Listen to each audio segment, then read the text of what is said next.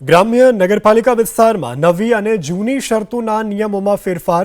મનપા શહેરી સત્તામંડળની સમગ્ર વિસ્તારની જમીન જૂની શરતની ગણાશે. જૂનાગઢ, ભાવનગર અને જામનગરમાં જમીન જૂની શરતની ગણાશે. ખેતી અને બિનખેતી હેતુ માટે શરતફેર કરવામાં આવ્યું છે. પ્રીમિયમમાંથી મુક્તિ જમીનને જૂની શરતમાં ફેરવવા મામલતદારે સ્વમેળે કરવી પડશે નોંધ. બિનખેતીની અરજીના 10 દિવસમાં એને પ્રમાણપત્ર જરૂરી. એને પ્રમાણપત્રની પ્રક્રિયા ઝડપથી કરવા માટે નિર્ણય. પ્રીમિયમ અને એનેની પરવાનગી કાર્યવાહીમાં પણ સરળીકરણ. ગ્રામ્ય અને નગરપાલિકા વિસ્તારમાં ખેતીની જમીનો માટે નવી અવિભાજ્ય કે પ્રતિબંધિત સત્તા પ્રકારની જે જમીનો છે તે હવે પછી જૂની શરતમાં ગણાશે.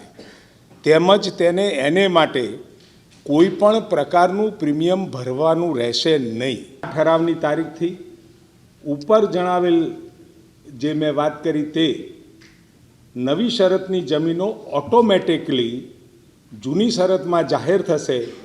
કેવળ સાથણીની જમીનમાં જ 15 વર્ષની સમયમર્યાદા લાગુ રહેશે.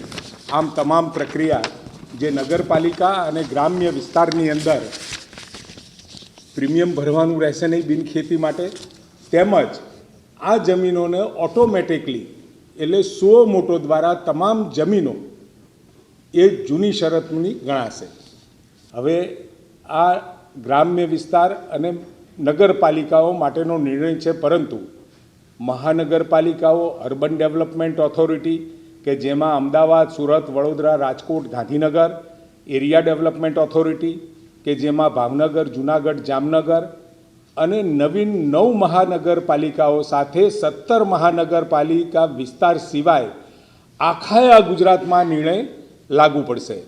નગરપાલિકા અને ગ્રામ્ય વિસ્તારમાં સાંથળીવાળી જમીનો જે 100 મોટો 15 વર્ષ પછી આપોઆપ એ જૂની શરતમાં કન્વર્ટ થશે.